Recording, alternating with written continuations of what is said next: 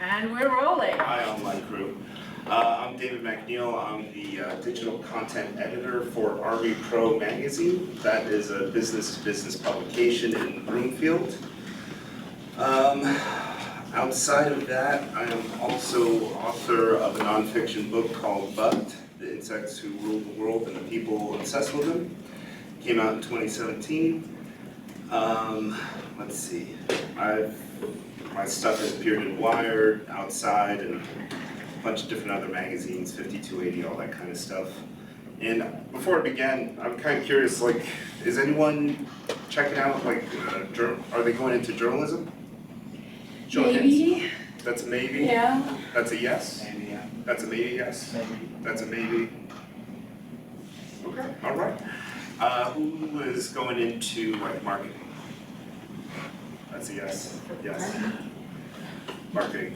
And everyone else is kind of They're all communication majors. communication? So some kind of form of communicating with the rest of the world. I'm bad at that unless it's like I'm writing something. Well, it will be mostly written communication, we think. That's what we're focusing on in this class. But yeah, so yeah, that's what I do, and currently the company I work for that owns the 5 publications, including RV Pro, has put me and my friend in charge of starting the 6th publication, which will be about video game development. And yeah, we're excited to launch that next year. Well, thank you very much, and we're glad that you made it. We've been talking just a little bit about the difference between a trade and a consumer magazine, so anything you can expand on in that area would probably be a good place to start. Oh, yeah, so consumer and trade. Consumer is, like, a consumer magazine is something like Wired, Outside, 5280, things I kind of mentioned before. Those are meant to appeal to a general audience. Now, granted, it's going to attract and pique the interest of certain people. Wired might be your tech-savvy people, or just ones that like science and technology in general. 5280 is a regional, obviously, so that'll be like Colorado, people interested in what's going on in this state. And then, yeah, something like Outside, that's your outdoor enthusiast and people who occasionally go on adventures, just looking for a good story. So that goes out to the masses. A trade magazine is a bit more focused. We go for the smallest viable market. And what that means is at RV Pro, we are business to business. Our circulation is something like 15,000 copies versus like Wired is, over 100,000, who knows how many circulating. But those 15,000 are dedicated. That's why you're seeing today in a lot of journalism, business-to-business magazines are thriving because they have a dedicated audience. And that's really where it is. I mean, taking RV Pro as an example, or RVs as an example.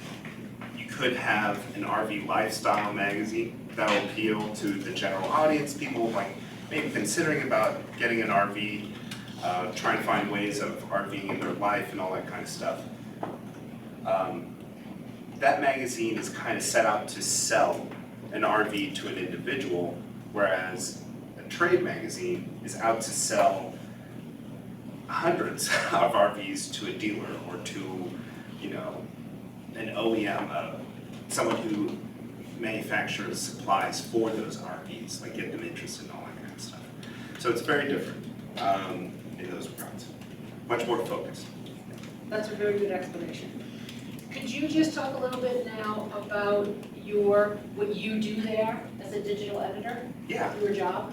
Yeah, my role is basically I'm in charge of everything digital. That includes maintaining the website, using Google Analytics to make sure that we're, operating at optimum, and like just increasing web views, driving social media interactions.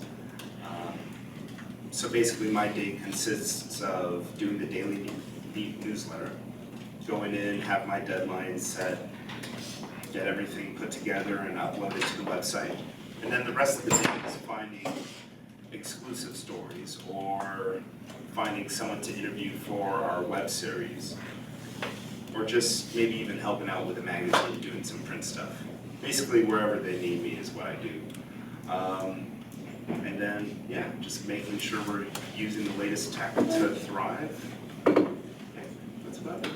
Could you walk us through a typical day? If you come in, Yeah, come in, do the newsletter, gather a lot of press releases, find what's going to be best, edit the crap out of them, and because a lot of companies want to use all this flowery hyperbole, all that kind of stuff for the products, and that's not going to retain our readership. Our readership is there to get the news, get out, get on with their day. And that's basically, as far as the newsletter, that's what happens. I just clean up the headlines, make sure it's something that they're going to click on, not do clickbait, but because that's a way to, you want to retain your audience, and if you just tease them with something and then they're mistrusting you for the rest, it's why would I return to that source? And through this, in the past, I think I started in early 2017, we've since increased our web views by 65%. And our newsletter open rate is now 31.5%. Standard across all industries is 15 to 20%. And again, that goes to show you niche market, smallest viable market is basically what we're after, and we seem to be responsive. can you, while we're on the subject of press releases, can you either making up or from memory, think of a headline that came in on the press release and what you changed it to? Because I know you read millions of them, I don't expect you to have them memorized, but I'm sure there's something that sticks out in your mind that you might be able to say, oh yeah, somebody sent something in that was something like. Well, no, I can't think of it off the top of my head, but ones that stick out to me are the ones that basically put their lead. You know what the lead is, right? The main reason why you're reading the story. But they put the entire lead in the headline, so you have 2 lines. And again, someone scrolling through their newsletter on their phone is not gonna, they're probably gonna miss that stuff. They want the meat. And so I use active voice, use action words, all that kind of stuff to attract people. Instead of a passive, well, I don't know, you could do listicles too, 3 ways to improve your viewership or whatever the hell it is. But yeah, you basically use action. So you were talking about doing a lot of editing because they include a lot of hyperbole. Yes. So maybe that would be an easier example to give. Right, they'll say best in class, world class, whatever, so and so. They'll say first ever, and things basically that I can't back up as a journalist, so I have to edit that out and just deliver the news. We're releasing this new product, it does this. It costs this much, you could get it now or later or whenever. And yeah, I think the best press releases are written, the ones I do very little cleanup, are very similar. I could almost tell that the person comes from a journalism background. They know the inverted pyramid, which is give me the most important part of your story up top, and then all the details that are kind of minor, just filter them down. And that's essentially how it works. That makes sense, and we've covered news stories, so that's Yeah. something that I know they're familiar with. So when you're putting a story together, you often have to do research and you have to interview live people. How do you prepare for an interview? Yeah, I research the company or the person or both before the interview. I obviously schedule it beforehand, just say, hey, I'll ask a few questions about this without giving them specifics. Because if you give them a specific question, I try to avoid it. If you give them a specific one, they will give you a canned response. And then they just sound like robots and they're not really, in the moment. And you kind of want to get people in the moment because that's when you get the best quotes. So yeah, I set up the interview, time, everything, talk about what topics.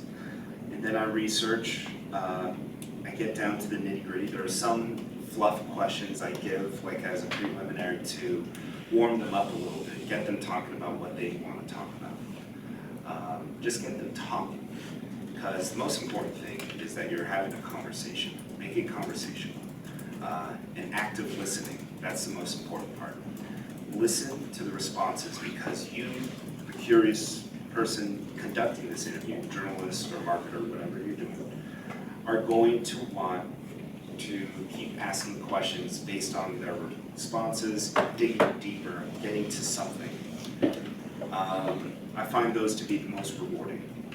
And you get the best anecdotes that way. When I was doing my book, I mean, like, I would be on the phone sometimes with people for like 40 minutes to an hour, you know, going through a lot of things, getting the stories, getting real personal sometimes. And it's a little bit like psychology. And yeah, it's fun stuff. Any specific tips you can think of for people to bear in mind when they go into an interview? Other than what you've already told us? Specifics.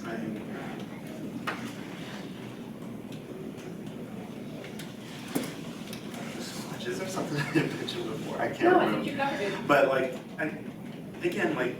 You record your interviews. Yes, I do record my interviews. Do you also take notes? I do, and sometimes I'll even take like time marks when they said something I know I really want to check out. If you're worried about transcribing, there are wonderful transcription software, tools out there. One I use is called HappyScribe, and they have an excellent algorithm that's always improving on itself, or AI rather. And let's see. Yeah, sometimes I transcribe the whole thing, sometimes I know I just need this quote, that quote, so I'll just listen through and get those things. When it comes to handwritten stuff, if you're good at shorthand and you can quote accurately, I say go for it, but I'm just not a fast writer. And again, the most important part is to relax the person and just have a conversation. So, when you're putting a story together, you've got all your notes and everything, things maybe from the website, how do you decide what goes in quotation marks? What is paraphrased? Yeah, I think quotes are best used to support your story. And What does that mean? well, things you can't say. For instance, opinion or something that just requires like coming from the voice of an expert. Like that's where your interview comes in. You're backing your story is this idea, and you have like 3 maybe sources that you're drawing from.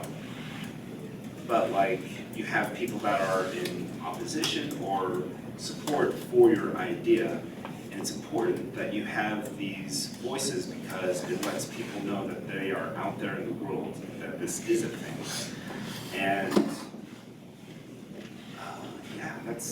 I don't know, it really is just to make your story stronger, make your point stronger. Your quotes are adding color, Color. and you can paraphrase maybe with Yeah. attribution if you've got like more mundane things to say. Right, more mundane things. If someone gives you an anecdote that's like this long, and you know you're just gonna bore your readers to tears as they go through that, maybe I could shrink that anecdote to like 2-3 sentences, maybe a paragraph or 2, and spice it up and add some more color to it. Or if you're doing hard news, just tell, as is and all that kind of stuff. That makes sense? Yeah. I think that's an important thing, and it's good to have different opinions on different voices other than, they hear me all the time, talking about, how you decide what goes in quotes, and what you just write. Well, because like end of the day, I mean, they're reading your story. You are the mouthpiece for it, and there's a reason why they're listening to you. You're either able to just condense it in such a way that I could retain and remember and enjoy the experience of however many minutes I'm reading it for. Otherwise, they could just, look at a security camera or listen to a recording. Right, so we have to sort of shape it. Very often people tell stories in ways that might be interesting to listen to, but would be really boring to read. So we've talked a lot. Our next project is going to be pitching. It's the next thing we're going to do. So just in general, what are your thoughts? And then if I have any other questions after that. Well, I'm curious, has anyone ever pitched publication before? Pretty sure. I'd say the pitch, it takes a while to really get down, but it is very crucial. If you are in marketing, you're trying to get a journalist onto something, you're pitching them. If you're a journalist or a writer pitching a magazine or what have you, you're trying to get them on board. You have to realize that all these people have a very short amount of time in their day to consider your pitch. So that means you have to be, well, I first advise an introductory email. Just say who you are, where you're coming from, and what your story idea is. And then wait for a reply, maybe follow up with a phone call, but have your pitch ready. Now, based on the story you're proposing, that'll determine how long your pitch is. If I'm trying to write a, 4,000 word feature for a national magazine, my pitch letter is going to be 1 page. I try to keep it at 1 page. I'm going to have done 10 hours of research beforehand. Really dive deep to find the best, most juiciest parts and put it in there. And I'm going to show that I recognize the voice of the publication. And the voice is the style, the way they tell their stories. Wired, for instance, has a bit of a snarky kind of approach to telling their stories. So if I have that in my letter, that means I know this story is for you. This is my angle on it. We can get into angles a little bit if you want. But yeah, this is my story, and I know it's right for your audience. I know how to write in your voice, and I know how to tell a story, a complete story, concisely on 1 page, which means I'm going to be able to have control over researching and writing this story when you give me money to go do that. They're taking a gamble on you, for a few thousand. They're taking a risk. And so it's important to gain their trust. If it's a shorter piece, I might just say something front of the book, 5280 has those smaller stories that are 400 words. I might just send 1 or 2 paragraphs saying, this is what I want to do, this is the treatment, how I see it being presented visually, with a map or photos or graphics, whatever. And yeah, then basically get to the good stuff. That makes sense. Would you talk a little bit more about the angle idea that you? Yeah. When we spoke the other day, you used the sushi idea. Yeah. It worked really well. So one of the ways I kind of got the book deal was by writing this small piece about insect sushi for Wired. And so insect sushi was done by this one group in London, and there were multiple angles the way I could have taken this one story about this thing, or this one subject. For Wired, I talked about the nutrition, because it was for their health issue, and so I took a deep dive on what's comprised of each roll of sushi, why is it important, what it delivers, what nutritional value it has. If I was writing that same subject matter, insect sushi for National Geographic, maybe I would have gone into the cultural elements of why Westerners don't eat insects as much and how this is important to get people to convert over. maybe a little bit more cultural history. If I was writing for Forbes magazine, perhaps I would have written about the economic implications of insects as food and like what that could mean for future businesses. So there are these multiple angles and approaches you could take to just one thing. And, you know, when you're considering a publication you'd like to write for and researching them, just consider what approach they might like. And that goes back to familiarizing yourself with the publication. Mm-hmm. When you start looking into a new publication, what's the process? What do you normally do? Yeah, I used to just go to the newsstand and like buy a copy of the magazine, but like, you know, most of their stuff is online. So I just go ahead and read through that, read a few articles. I try to, you know, if you're gonna pitch GQ, you don't go to the editor-in-chief. You maybe don't go to the managing editor or the senior editor. You go to an associate, maybe an assistant. Try to find someone, you get their email address. You want to find someone that's going to open your email and actually consider and talk to you. And then if they like just who you are and all that, you know, like how you're communicating with them, they'll most likely say, hey, I really liked your idea. You should pitch so-and-so. I'm copying them here. And that's a vote of confidence on their part, and you already kind of have it in. What you'll find is that networking is, as in any industry, is very important when it comes to journalism, when it comes to marketing. Networking is everything, because you don't know how high someone's going to go. You don't know how low you're going to go or how high. It always fluctuates, but the important thing is just be a good person. Make as many friends as possible. You'll just be happier in general. And just don't be a dick. Basically. This might be like kind of an obvious question, but with the pitch, I was gonna ask you, obviously, like with networking, as you kind of establish yourself, that becomes a little bit easier since people know, obviously, that you're credible. Because in your pitches or even in your introductory email, you're gonna say, I've written for this person or this publication, Okay. this.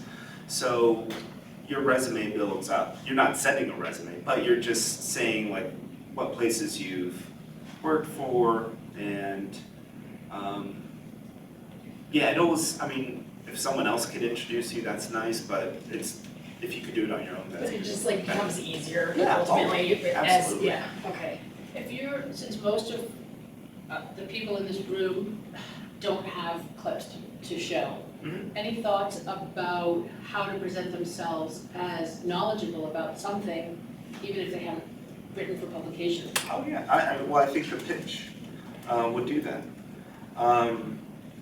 Right, so but I'm asking how, like what are the kinds of things that somebody who has no clips might say to encourage somebody to take a chance on them, to show that they have some knowledge, not of just sitting in a classroom, maybe drawing on their work experience or. Yeah.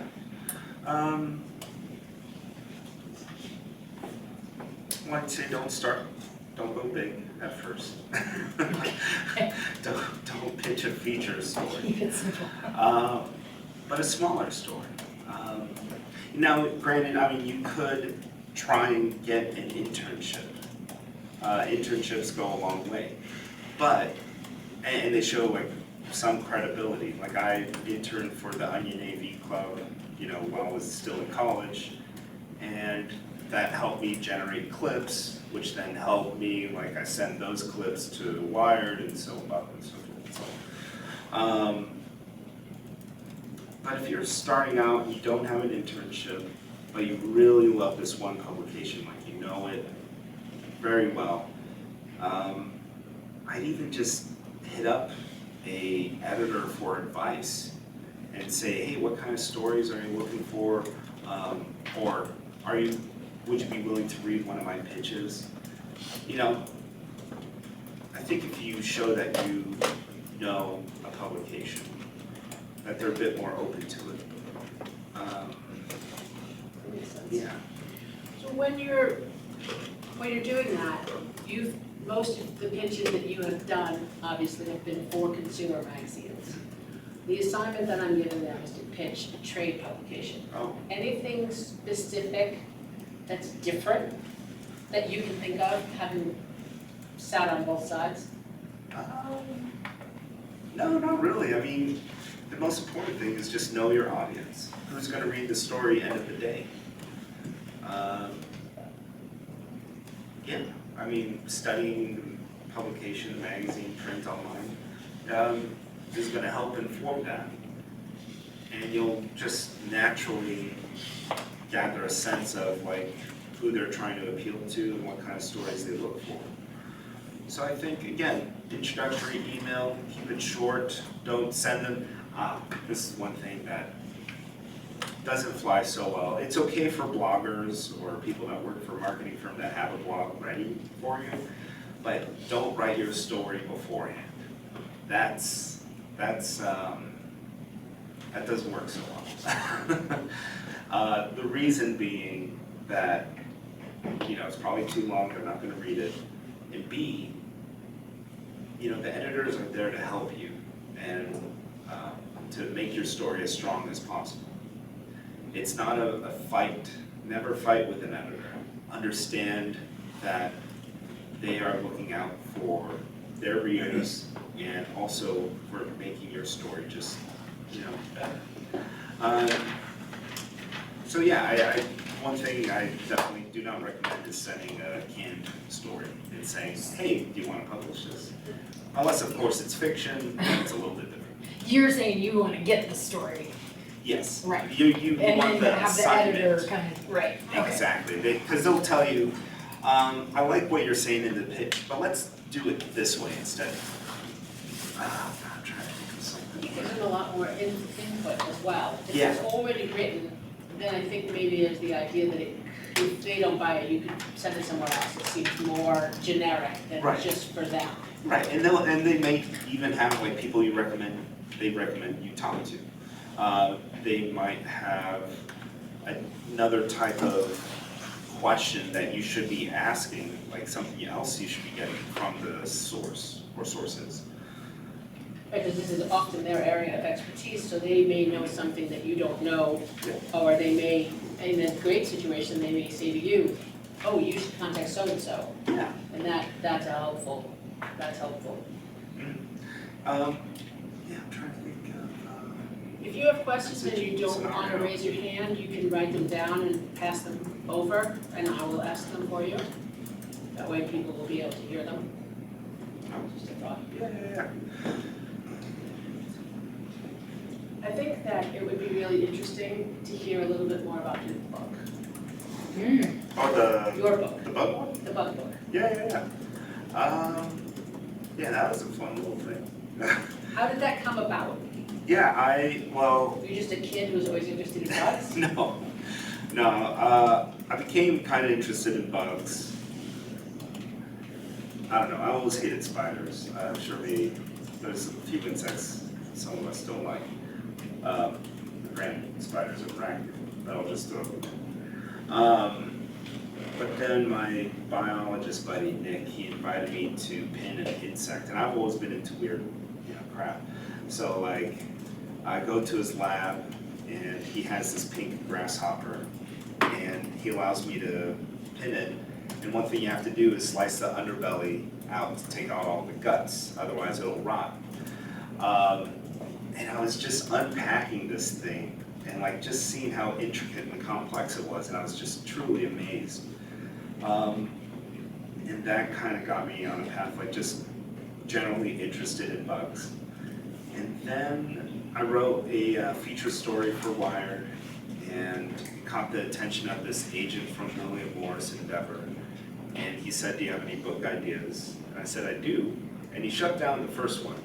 But then later, when I was doing the insect sushi story, the idea occurred to me that there wasn't really a book for the general, masses, the audience, the general readership, about our relationship with bugs. And so, over the next few months, I came up with a very big book proposal Book proposals generally are less than 20 pages, somewhere around there. Mine ended up being 50 because I just didn't have enough feature stories under my belt. And so you need to, it's all about convincing in so many industries. We needed to be able to convince a book publisher and editor that I would be able to pull this off. And so, yeah, sent in the proposal, got approved. I got an advance to go around the world and write the book. Did that for 2 years. And yeah, each chapter covers a different topic, like food, epidemics, health, a whole bunch of different things. And yeah, it was a lot of fun, I gotta say. It sounds like it was awesome. Yeah. Do you have any thoughts, you know, when you, as the digital editor, you handle social media?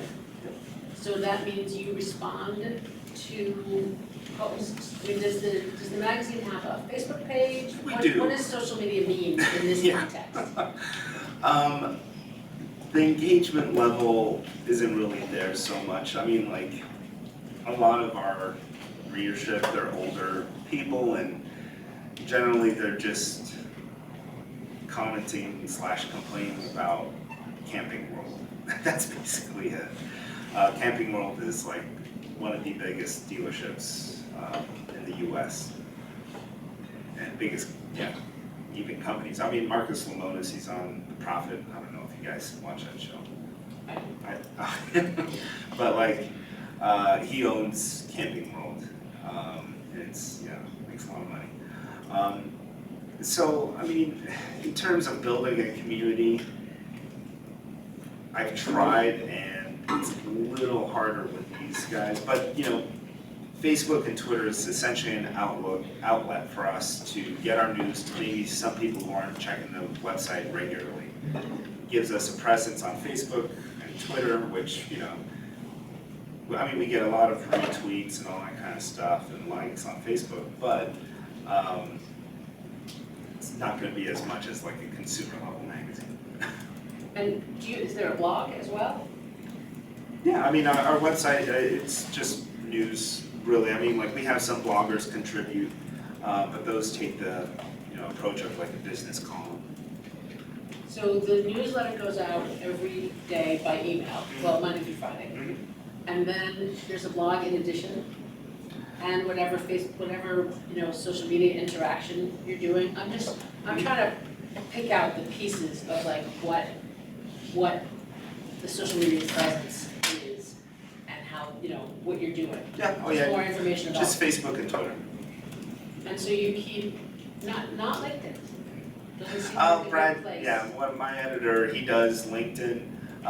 Again, like, it's more so to keep a presence because the amount of click-throughs we get from LinkedIn are just very small. But at least people see that we're still, you know, putting out the news and all that stuff. But are you in charge of the website as well? Mhm. So you post the magazine, Mhm. and what else goes on the website? Yeah, some video. We've talked about doing a podcast, but my publisher is hesitant. For the video game development magazine, we'll be doing a podcast.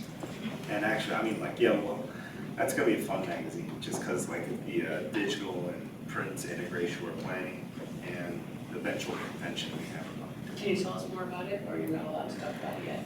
I mean, I can talk about it. We'll see if it ends up like You can tell definitely us coming what you to fruition. envision, right? Yeah, you know, video game development hasn't been reported on in the US seriously until, or since 2013. There was a magazine that existed that was doing really well, but the company that owned it ended up just, you know, shelving it because they wanted to focus on their convention, the Game Developer Conference, which is the, you know, GDC is the biggest video game conference as far as like, you know, developers go in the world. I mean, like, I think last year, or this year rather, there was like 29,000 people. And so it's kind of obvious why they wanted to focus on that. So this has kind of left open possibility in the market, like for a publication that can do online and print, cross, pollinating between both of them. And yeah, it avails to doing video series, education, podcast series. It's gonna be a lot of fun. Anybody in here play video games? Okay, anybody in here ever think that they might like to make a video game? Yeah. It's a much smaller number. Yeah, no, exactly. And again, that goes for smallest viable market. So the difference would be, back to constantly pushing home the difference between trade and consumer. If I was interested in video games, I would read what? If you were interested in video games, As a consumer, or one of these you would guys. read IGN.com. Okay, so that's the magazine that you Yeah. read if you're interested in video games. And that's gonna do video game reviews and talk about who are the big shots in the industry and. It's focused on consumption. Right, so what's different about the one that you are putting together? What's that going to focus on? We will tell you how to code your character, your main character in your video game. Code it so it feels like Super Mario. Like the way it jumps, the way it lands, the gravity, the friction on platforms, all that kind of stuff. That's one example type of thing. Like we'll tell you how to make it feel like that. Whereas IGN will say, well, this, the This control, doesn't feel like the game that. mechanics don't feel right. It's like goofy and all that stuff. Okay. Don't buy this game. Right, so that, just as you can see, banging on this difference, because I know when I start reading the assignments, that a good percentage of them are going to still be niche consumer publications, because it's, for some reason, it's a difficult, I think because most people have never read trade publications. But it makes complete sense too. I mean, we're raised to be consumers. Right. And that's the type of storytelling that we're used to is from that perspective. This kind of trade publication writing sometimes can be very boring, but it has to be a subject that interests you, interests the person. Again, knowing that there is an audience out there for it. I mean, I write freelance for your magazine, and I didn't know anything about recreational vehicles. Oh God, I didn't know that. Before I started working there, and I would hardly set myself up as an expert now, but I get an assignment, and I go out and interview the people and write up the story. And if you can write, then you can write about a lot of different things. And I push trade magazines as a good place to get started, because they're smaller, you're more likely to be able to build a relationship with an editor, you're likely to get your email answered, Well, and comparatively, I mean, the pay is. That's what I was saying. Is it lucrative? Pay is way better. It's way better Right. because someone like Vice will give you, I don't know, maybe 10 cents, 5 cents a word if you're lucky, or they'll just say, yeah, do the story, we'll give you $75 for it. And that's because it's going out to thousands of people and the prestige behind it. I wrote for Vice. I think do that. If you're starting off or whatever, if that's what you want to write about, dig into whatever you want to really do. Because if you're enjoying it, your writing is going to be better. That's it. Will also, I think, give you a little bit more credibility if you're published. Although having written for trades, there's some classism in the consumer publications. I have, over the course of years, had people say, well, you can write for trades, but can you write for consumer publications? At this stage in your careers, it's not going to harm you. And it's a good way to get experience and exposure to meeting deadlines, working with editors, interviewing people, all of the things that are required for writing either magazine articles, newspaper articles, press releases, marketing pieces, all of that has to do with gathering information and synthesizing it into something. And the pay at trade magazines is definitely better until you get into the really big publications. I wrote for the New York Times. I wrote an entire page of the whole broadsheet. That's a lot of words, $150. But for the rest of my life, I get to say, I wrote for the New York Times. You have that as part of. And they know that. They know that.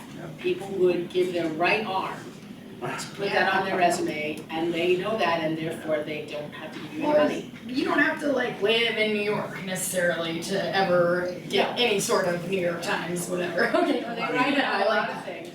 Right. Live in New York if you want it, if Right, you but. can. You won't be able to afford living in New York, Sure. writing for the New York Times as a Okay. freelancer, that's for sure. But yeah, I think the whole cliche of the writer in New York is going by the wayside, as it should.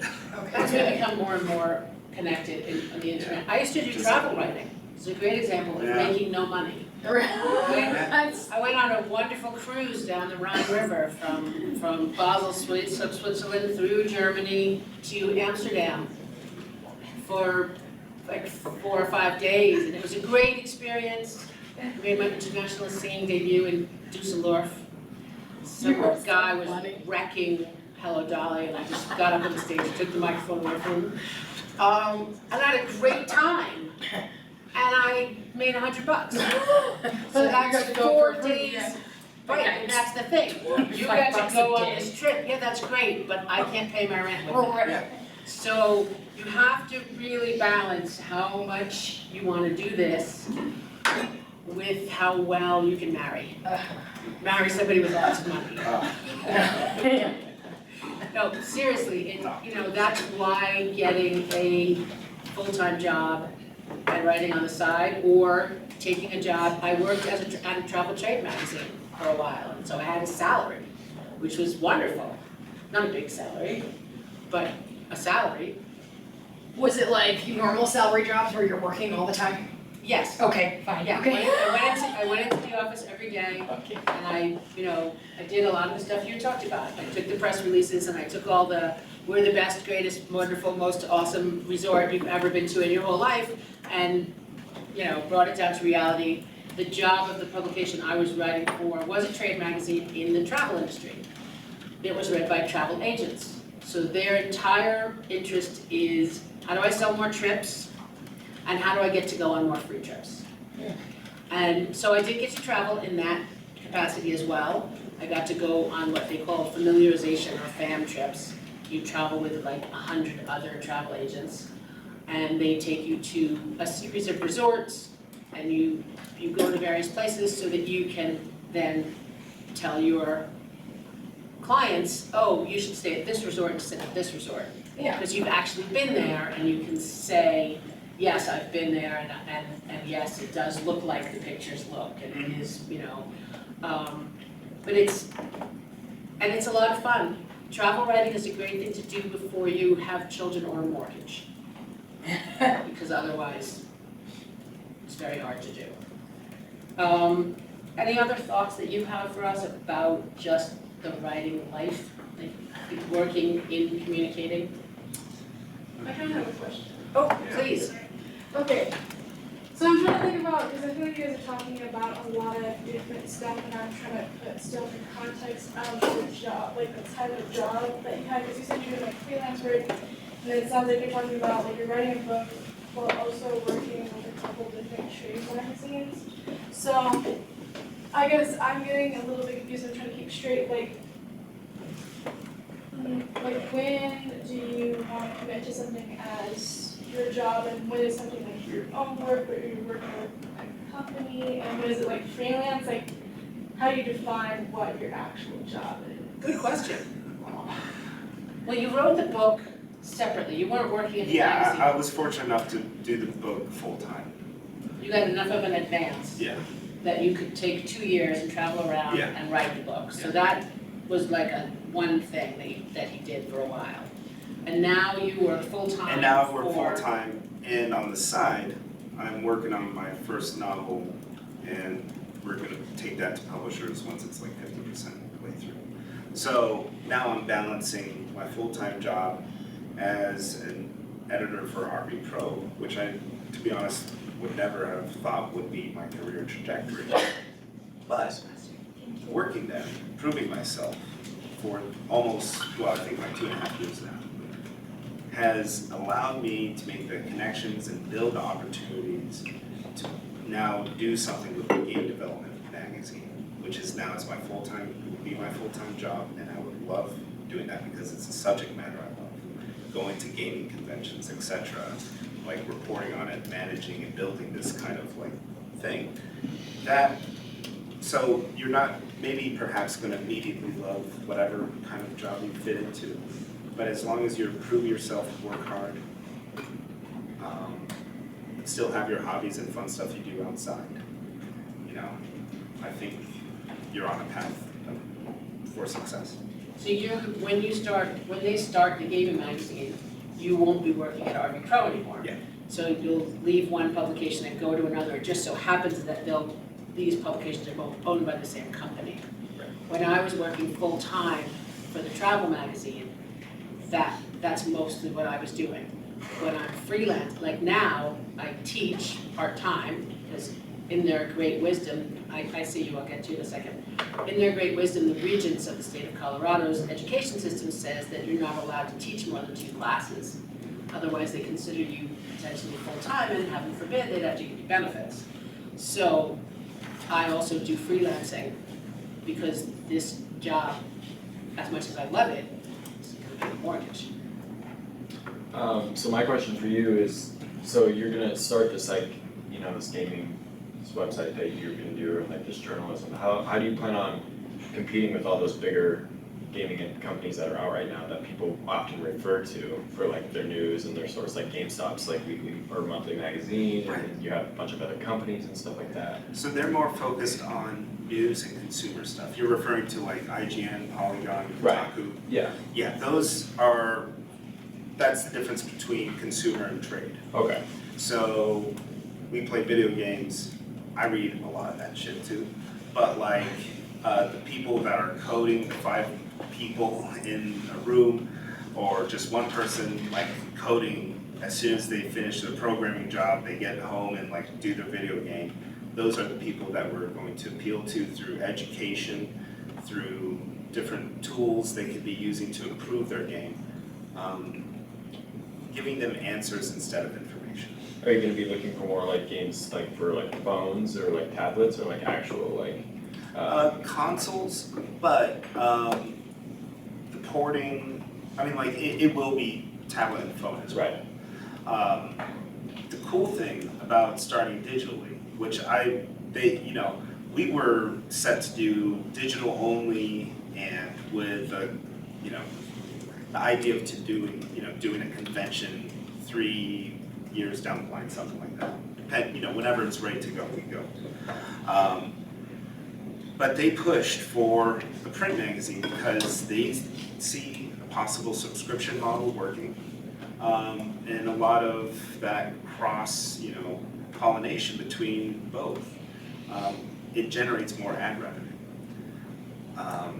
So the benefit of starting digital is like we actually get to see the analytics of like which articles are vibing best and like what people want. And so when we hit the print edition, like we'll have a better idea, like we'll have it dialed in. So it's another good, it's Oh. another good example of the difference between Yeah. trade and consumer. All the publications that you mentioned are consumer publications. Right. This will be a trade publication. And as far So it's gonna have a much smaller, it doesn't have to compete with them. So that's why, It's plain- I had that confused, that's Yeah, why I was it's- asking like how you No, that's plan great. on being Yeah, able to because that's a compete great with those, question. If you're gonna start a bigger consumer companies. magazine in that industry, you'd need a huge amount of money and how would you fight against those big giant guys? A big break.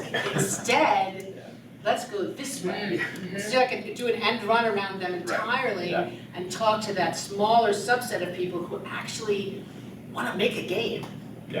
And we do have competitors. We have, but fortunately, it's not IGN or all those like giants. Right. Our competitors, and I put competitors in quotes, would be GameDaily.biz and GamaSutra.com. Fortunately, we are going to differ enough so that we're not really competing with each other. We could probably, I mean, I hope we get to the point where we could even share the same freelancers because the stories will be just not the same. Right. You know, just similar enough. Yeah. So. Thank you. Did you have a question? Yeah, when interviewing someone, if someone just says they want it off the record, you have to make this for them.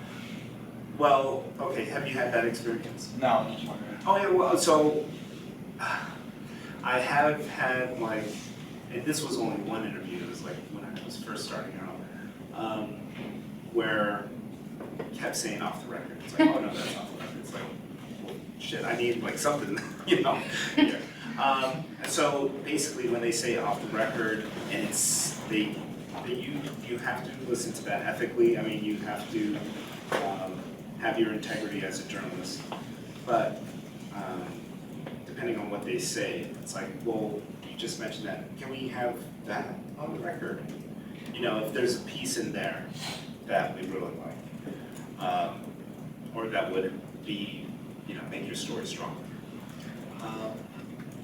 Yeah, does that help? Is it sometimes where they maybe are just trying to give you more of a context so that you can paraphrase it better? Oh, when they say off the record? Yeah, just if it's constantly like, you know, so No, it's generally, like if I'm, for instance, talking to this one guy who owns an RV manufacturer company, you know, they manufacture RVs. His company isn't doing well, but he has plans to restructure, make it stronger.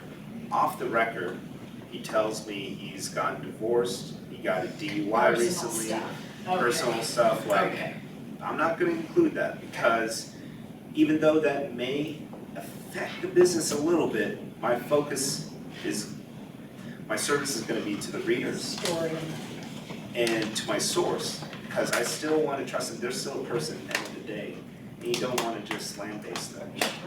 So this is like an extreme, but the situation would be like, what if that person turns out to be a felon? Like they have a felony on their record, would that be something you would include in that, or is that still Public record, considered so like? people can look that up on their own. And there is, you know, there is stuff that's public record, like this guy's DUI is public record. I mean, I'll get to the degree Right. a little bit. Do I wanna mix it into my story? Will it help with clicks? Maybe. You know, will it help with, do that? But will it hurt me in the long run? Most likely. In terms of my relationship, not only with that person, but everyone else that I want to talk to. Right. And your access becomes limited. But if you're writing a story about, and the focus is about, you know, a serial killer or something or whatever. Right. And it is a crime of bent, then yes, by all means. Mm-hmm. So I think it also depends very much on who you're writing for. There's And- nothing, the guys, got in a fight with his brother-in-law and it was felony assault because, you know, he ended up in the hospital. Is that relevant to him restructuring the business for RV Pro? Probably not.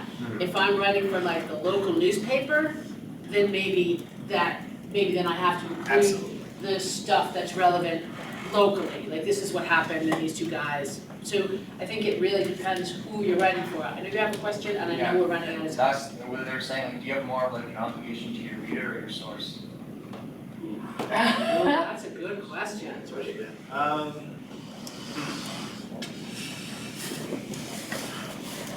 Can't say split either. I mean, I don't know, dude, we're both doing the same little thing. I'm thinking that, Uh, it depends on a number of things. Like, let's say, for example, I'm Woodward and Bernstein, and I'm breaking the Watergate scandal. My obligation is to tell my readers as much as possible and not to reveal my source, no matter what, even if I have to go to jail. If I'm writing a story for RV Pro about like somebody's business and I find out that he's been cheating on his wife, it's not really relevant to my story, so I don't lose anything by protecting this person. My obligation is to tell the business side of the story, the part that's relevant to my readers who want to know, is this business going under? Should I, like, if this is a manufacturer that I'm gonna place orders with for next year, I have an obligation to say, keep an eye, don't put all your orders in this basket. Right. And relevancy is key there, because it's not a catch-all, it's not gonna be a generalization of just like, this is the answer. That's where ethics comes in. You want to serve the public. You have to ask yourself, are you serving the public or are you serving yourself? Am I trying to make a name for myself or am I trying to help someone? Like, is there someone, are people going to lose their jobs and they're not going to have a way of communicating, like have people, you get the opportunity to be the voice of the people and like say, hey, this disservice is happening. It has to be known. I mean, this, journalism, it's not my quote, but like, basically is the rough draft of history. Historians will go through the stories and paint the larger picture in the long run. Whatever historians look like, that's Wikipedia, I don't know. But like the articles we create lead to that, and it's public service. It's tough, and it doesn't pay well. But depending on what you're writing about, it could change lives. You can save people. So. Thank you so much. Yeah.